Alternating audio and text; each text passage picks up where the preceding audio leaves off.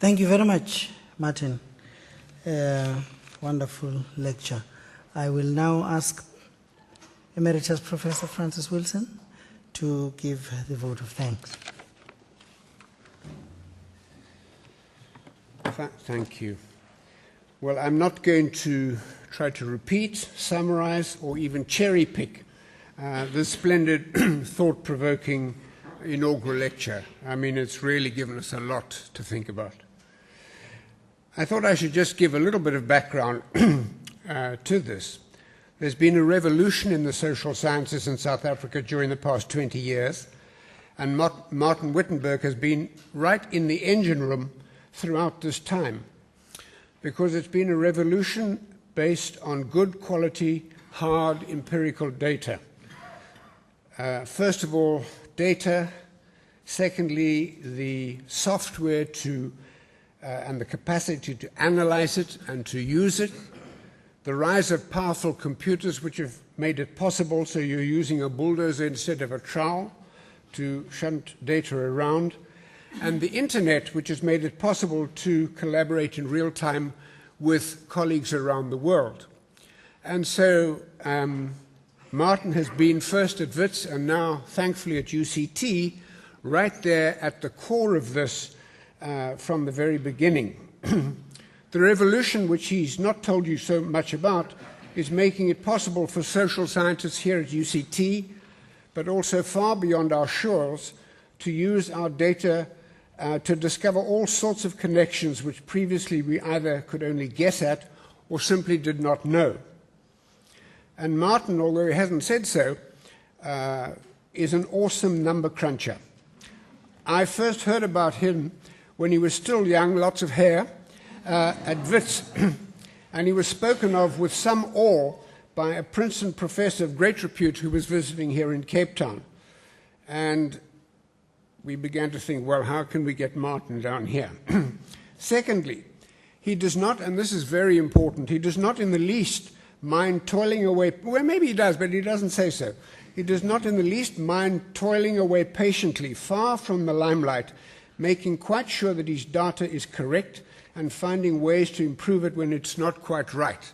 And that's enormously important. He doesn't seek the limelight at all.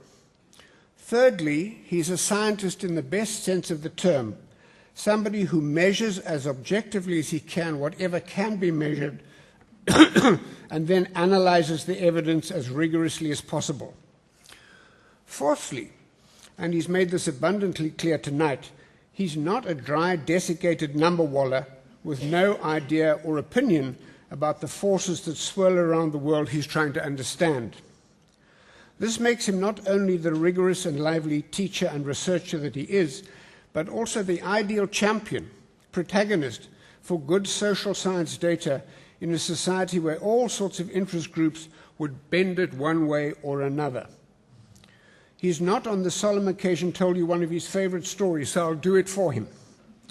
Question: what happened to the chief census statisticians in the Soviet Union in 1936, Martin? 36. Answer: they were all executed by Stalin. Hopefully, that won't be happening here. But social science data is politically sensitive and can be very controversial. So universities have a special responsibility to defend this rock-like truth. And we're very fortunate to have somebody of Martin Wittenberg's dogged integrity, passion for detail, and commitment to the fact to defend this body of knowledge and to continue working to assure and improve its quality wherever possible. This integrity, passion, and commitment has been recognized by Statistics South Africa in all sorts of ways, not least in their solid support for Data First, the resource unit which Martin runs with such success with his equally dedicated colleagues. So what then is the message for tonight? I think that very imaginative procession, Penn's procession of South Africans.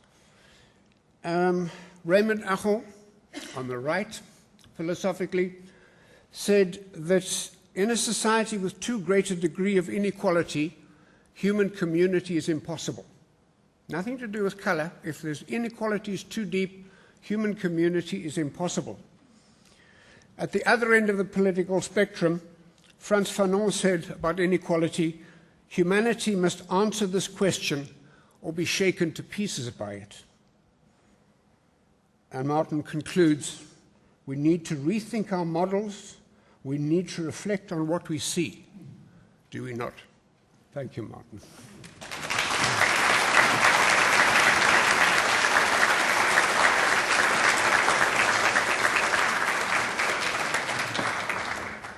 Thank you very much, Francis, and thank you to you for coming. We have come to the end of the formal part. The good news is that there is an informal part. It starts in the foyer at the atrium, where we can meet and mingle and get a chance to congratulate Martin and to talk about the lecture. If you'll just allow, please, the platform party to leave first, and then we shall meet upstairs. Thank you very much.